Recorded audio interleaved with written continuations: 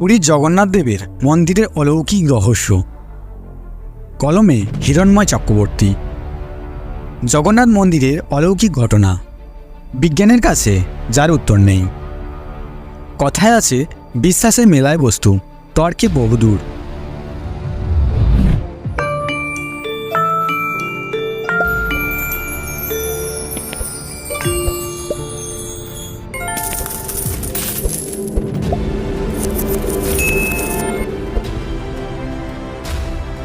প্রাচীন ভারতের ঐতিহাসিক স্থানগুলির মধ্যে অধিকাংশই এখনও পর্যন্ত নানা রহস্য বহন করে চলেছে, যার রহস্যের নেই কোনো কিনারা।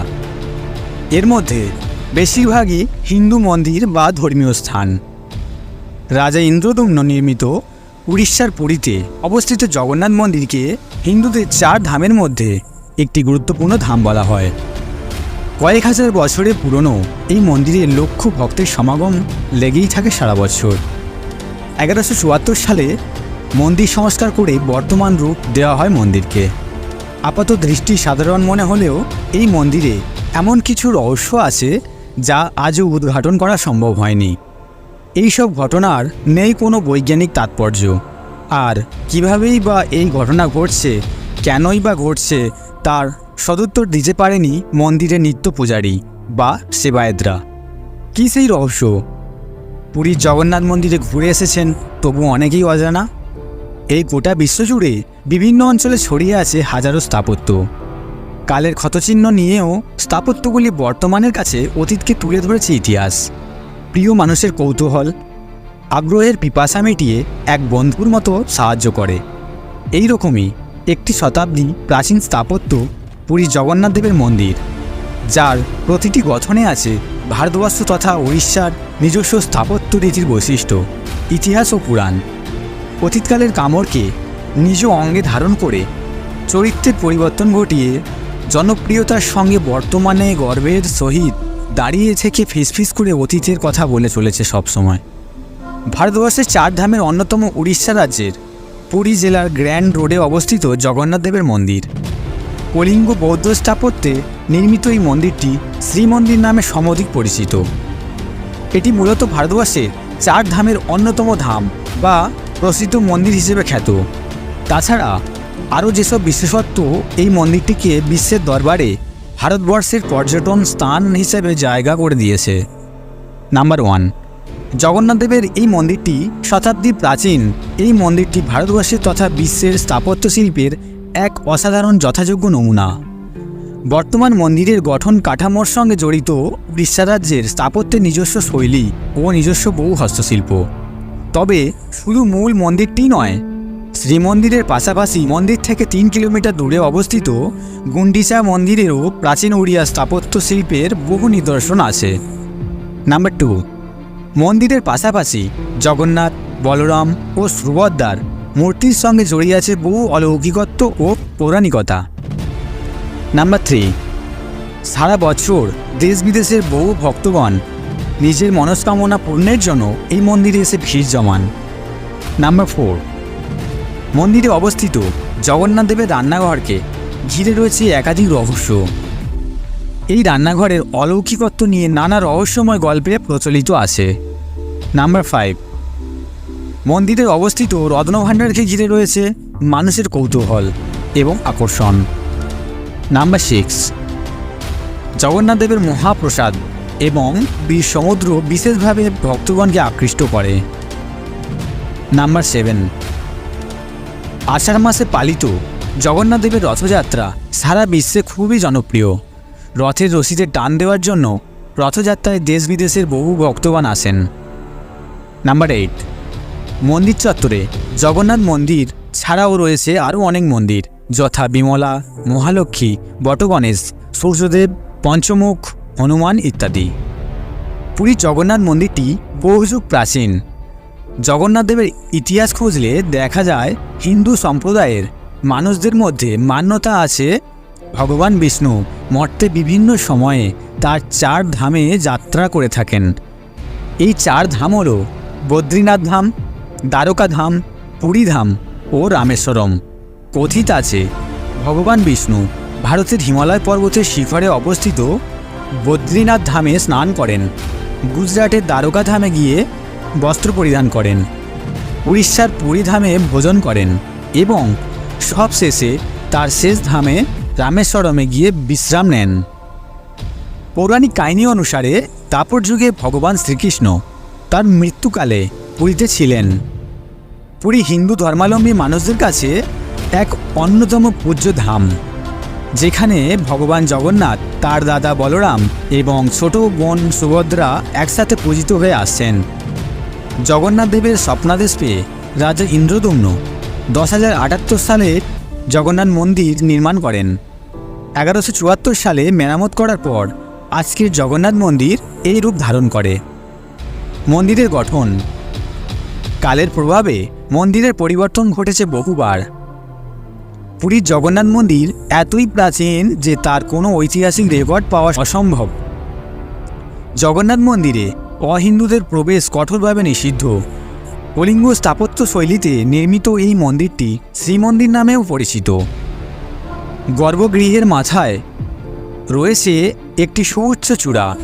প্রদীপ উৎসর্গের জন্য রয়েছে ফসিল হয়ে যাওয়া একটি কাঠের স্তম্ভ। মন্দিরের প্রধান দরজা, সিংহদ্বারের রক্ষক দেবতা জয় ও বিজয়। মূল প্রবেশপথের সামনে রয়েছে অরুণস্তম্ভ নামে এক স্মৃতিস্তম্ভ। মন্দিরের চূড়ায় লাগানো আছে একটি পতাকা এবং সুদর্শন চক্র। জগন্নাথ দেবের মূর্তির ইতিহাস। মালাবারের রাজা ইন্দ্রদম্ন একবার স্বপ্নে জগন্নাথ দেবের দেখা পেলেন। স্বপ্নে জগন্নাথ দেব রাজাকে আদেশ দেন, নীলাচল পর্বতের গুহায় তার একটি মূর্তি আছে, সেই মূর্তিটিকে নিয়ে এসে রাজা যেন মন্দির বানিয়ে পূজা করেন। স্বপ্নাদেশ পেয়ে রাজা ও তার সৈন্য অনুচররা নীলাচল পর্বতের দিকে যাত্রা করেন মূর্তিটি খোঁজার জন্য। তাদের মধ্যে বিদ্যাপতি নামে এক ব্রাহ্মণ ছিলেন। তিনি শুনেছিলেন শবর জাতির লোকেরা এই নীলমাধবের মূর্তিটিকে নীলাচল পর্বতের গুহায় লুকিয়ে রেখেছেন এবং শবর জাতির প্রধান বিশ্ববসু সাহায্য ছাড়া সৈন্যরা মূর্তিটি খুঁজে পাবেন না। বিশ্ববসু ছিলেন নীলমাধবের পরম ভক্ত।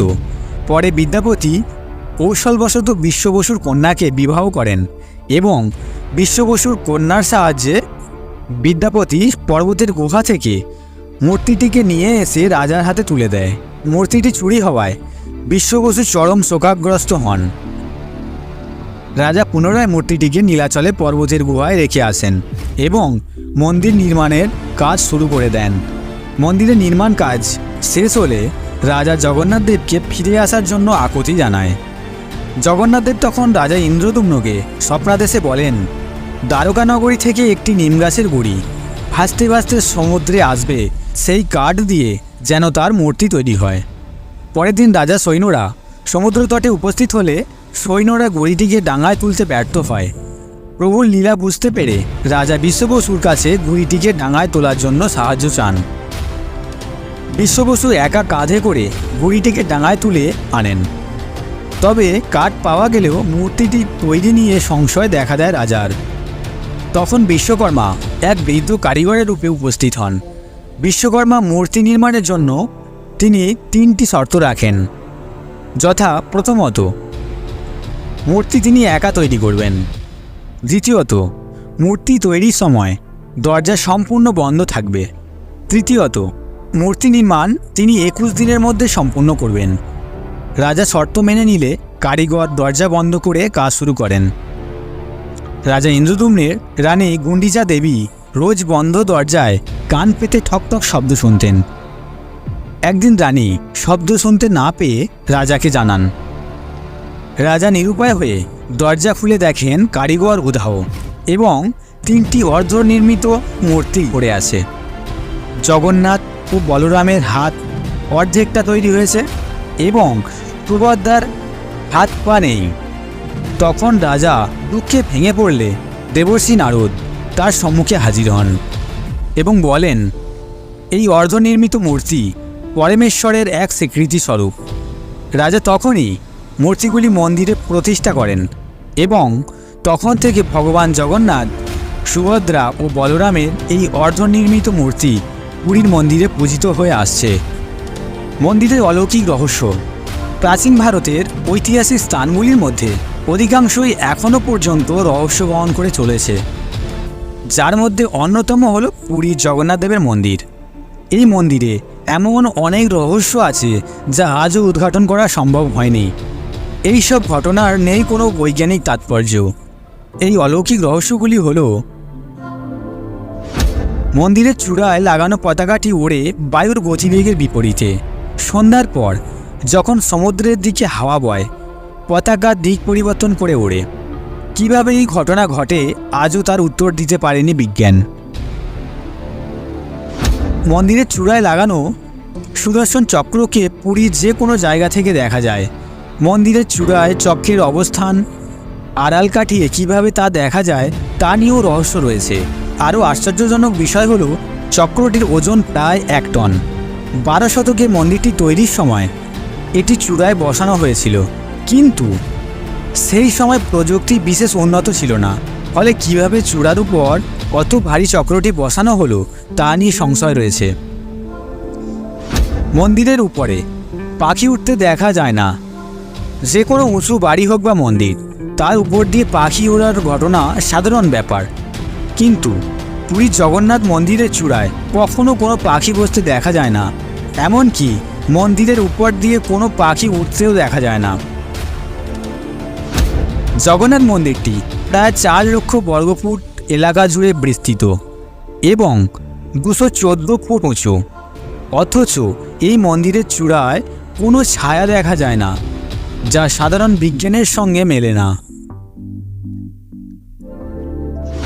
সন্ধ্যাবেলায় মন্দিরের দ্বিতীয় সিঁড়িতে পা রাখলে সমুদ্রের শব্দ শোনা যায় না, আবার তৃতীয় সিঁড়িতে পা রাখলে শোনা যাবে সমুদ্রের শব্দ।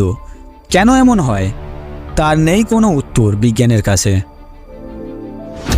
পুরীর মন্দিরে জগন্নাথ, সুভদ্রা, বলরামের মূর্তি কাঠের তৈরি। প্রত্যেক 12 বছর পর এটি গোপন রীতি মেনে তাদের নতুন শরীর প্রদান করা হয়।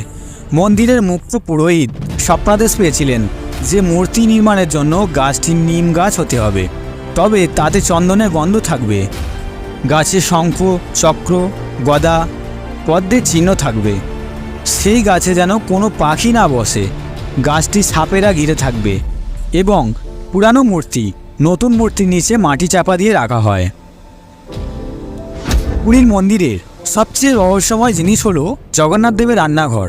এই রান্নাঘরে 32টি কক্ষ আছে। এখানে ভোগ রন্ধনের জন্য কোনো যন্ত্র, বিদ্যুৎ ব্যবহৃত হয় না। যতই ভক্ত সমাগম হোক, মন্দিরে কখনোই অভাব পড়ে না ভোগের। বহুদিন ধরে রেখে দিলেও নষ্ট হয় না ভোগের প্রসাদ। ভোগ রন্ধনের জন্য ব্যবহৃত উনানের সংখ্যা 752টি। উনানের উপর 9টি পাত্র, একটির উপর আরেকটি বসিয়ে রন্ধন করা হয়। আশ্চর্যের কথা হলো সবার আগে উপরের পাত্রে এবং সব শেষে নিচের পাত্রে রান্না হয়। ভোগ রান্না হয় পোড়া মাটির পাত্রে, যা একবার ব্যবহারের পর আর ব্যবহৃত হয় না। প্রতিদিন জগন্নাথ দেবের বিশেষ 56টি পদেরও বেশি ভোগ রান্না হয় এখানে। রান্নাঘরের ভিতর দিয়ে গঙ্গা ও সরস্বতী নদী প্রবাহিত হয়েছে, যা বাইরে থেকে দেখা যায় না। এই নদীর জল থেকে জগন্নাথ দেবের ভোগ রান্না করা হয়। কথিত আছে জগন্নাথ দেবের ভোগ রান্না করেন স্বয়ং লক্ষ্মী দেবী এবং রান্নার কাজে যুক্ত সেবকগণ তাকে সহায়তা করেন। ভোগ রান্নার দায়িত্বে থাকেন 500 জন রাঁধুনি এবং রান্নার অন্যান্য কাজে নিযুক্ত থাকেন 1500-এর বেশি সেবক। ভোগ রন্ধনের জন্য অগ্নির নাম বিষ্ণু অগ্নি, যা কখনো নেবে না। তাই জগন্নাথ দেবের এই রান্নাঘরকে অদ্ভুত রান্নাঘর বলে অভিহিত করা হয়। কাঠের মূর্তি প্রতি 8, 12 এবং 19 বছর অন্তর পুরীর মন্দিরে বিগ্রহ বদল হয়। অর্থাৎ পবিত্র নিম গাছের কাঠ দিয়ে জগন্নাথ দেব, বলভদ্র এবং সুভদ্রার নবকলের বর করা হয়, আর পুরানো মূর্তি কৈলি বৈকুণ্ঠের কাছে পুঁতে দেওয়া হয়। আশ্চর্যজনক বিষয় হলো জগন্নাথ দেবের নবকলেবরের জন্য যে গাছটি নির্বাচিত করা হয় সেটি মন্দির কর্তৃপক্ষের নির্ধারিত এক কাঠুরে গোপনে 21 দিন ধরে কাটেন, কেউ জানতেও পারে না। মূর্তি বদল। নবকলেবরের পর মূর্তি বদল করা হয় বিশেষ নিয়ম মেনে। জগন্নাথ মন্দিরের প্রবীণ পুরোহিতের চোখ বেঁধে হাতে দস্তানা পরিয়ে মূর্তি বদল করা হয়। সেই সময় গোটা শহরে বিদ্যুৎ সংযোগ বিচ্ছিন্ন করে দেওয়া হয় এবং মন্দিরের বাইরে কেন্দ্রীয় বাহিনী মোতায়েন করা হয়। কথিত আছে, মূর্তি বদল করা কেউ দেখে ফেললে তার বড় ক্ষতি হতে পারে, চোখ নষ্ট হয়ে যেতে পারে। মন্দিরের রত্নভাণ্ডার। মন্দিরের গোপন কক্ষে 7টি ঘর আছে, সেগুলি হলো রত্নভাণ্ডার। জগন্নাথ দেবের রত্নভাণ্ডারের রহস্য অধরাই রয়ে গিয়েছে। সেই কয়েকটি কক্ষ থেকে উদ্ধার হয় প্রচুর অলঙ্কার। পুরীর মন্দির প্রশাসনের তৈরি হিসেব অনুযায়ী মণিমুক্ত খচিত 120 কেজি স্বর্ণ অলঙ্কার, 220 কেজি রূপ অলঙ্কার, রূপোর বাসনপত্র সহ বিভিন্ন দামি বস্তু রত্নভাণ্ডারে পাওয়া গেছে। জগন্নাথ দেবের তাত্ত্বিক ব্যাখ্যা। জগন্নাথের মধ্যে বিষ্ণুর সকল অবতারের চিহ্ন আছে। বিশেষ বিশেষ অনুষ্ঠানে তাকে বিষ্ণুর এক একটি অবতারে পূজা করা হয়। রথযাত্রার দিন জগন্নাথকে বামন অবতারে পূজা করা হয়। জগন্নাথ মন্দিরে অহিন্দুদের প্রবেশ কঠোরভাবে নিষিদ্ধ। হিন্দু ধর্মের সকল সম্প্রদায়ে তিনি পূজিত হন। মন্দিরের পূজারীরা শাক্ত ও বৈষ্ণব সম্প্রদায়ভুক্ত। শৈব ও শাক্তরা জগন্নাথকে শিব বলে মনে করেন। প্রচলিত বিশ্বাস অনুসারে ভক্তদের ইচ্ছে পূরণের জন্য তিনি সব দেবতা রূপ ধরতে পারেন।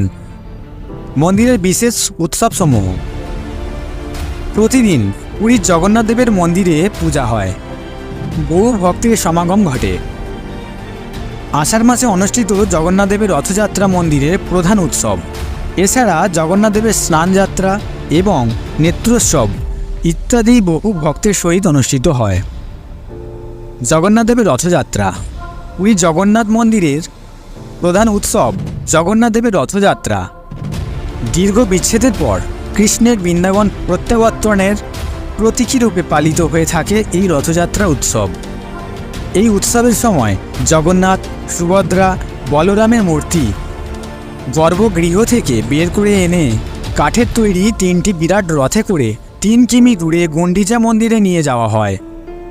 ভক্তরাই এই রথগুলি টেনে নিয়ে যায়।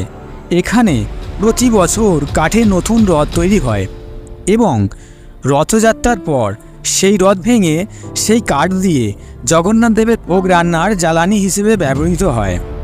জগন্নাথের রথের নাম নন্দীঘোষ, যার উচ্চতা 45 ফুট, 832টি কাঠ দিয়ে নির্মিত। এই রথের চাকা 16টি এবং রথটি লাল ও হলুদ কাপড়ে সাজানো থাকে। বলরামের রথের নাম তালধ্বজ, যার উচ্চতা 44 ফুট, 763টি কাঠ দিয়ে নির্মিত। এই রথের চাকা 14টি এবং রথটি লাল ও সবুজ কাপড় দিয়ে সাজানো থাকে। সুভদ্রার রথের নাম দর্পদলন, যার উচ্চতা 43 ফুট। এই রথের চাকা 12টি এবং রথটি লাল ও কালো কাপড়ে সাজানো থাকে। এই রথগুলি চড়ে জগন্নাথ, সুভদ্রা ও বলরাম রথযাত্রার দিন 7 দিনের জন্য তাদের মাসির বাড়ি বেড়াতে যান। পুরীর রাজা রথের সম্মুখে রাস্তা ঝাড় দেন। রথযাত্রার দিন এখানে দেশ বিদেশের বহু ভক্ত সমাগম হয়। তারা এই রথের রশি স্পর্শ করে পুণ্য অর্জন করতে চান। জগন্নাথ দেবের লীলাভূমি ও ভারতবর্ষের 4 ধামের অন্যতম ধাম হিসাবে এই মন্দির হিন্দু ও বৈষ্ণবদের পবিত্র তীর্থক্ষেত্রে পরিণত হয়েছে।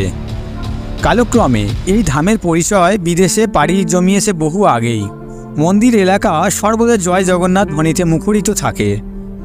পুরীর স্থাপত্য, ভাস্কর্য, পৌরাণিক ও বিভিন্ন অলৌকিক রহস্যের সংমিশ্রণে পুরীর এই জগন্নাথ দেবের মন্দির ও মূর্তি নির্মিত হয়েছে। বহু শতাব্দীর প্রাচীন উড়িয়া স্থাপত্যের এক উৎকৃষ্ট নিদর্শন এই পুরীর জগন্নাথ দেবের মন্দির।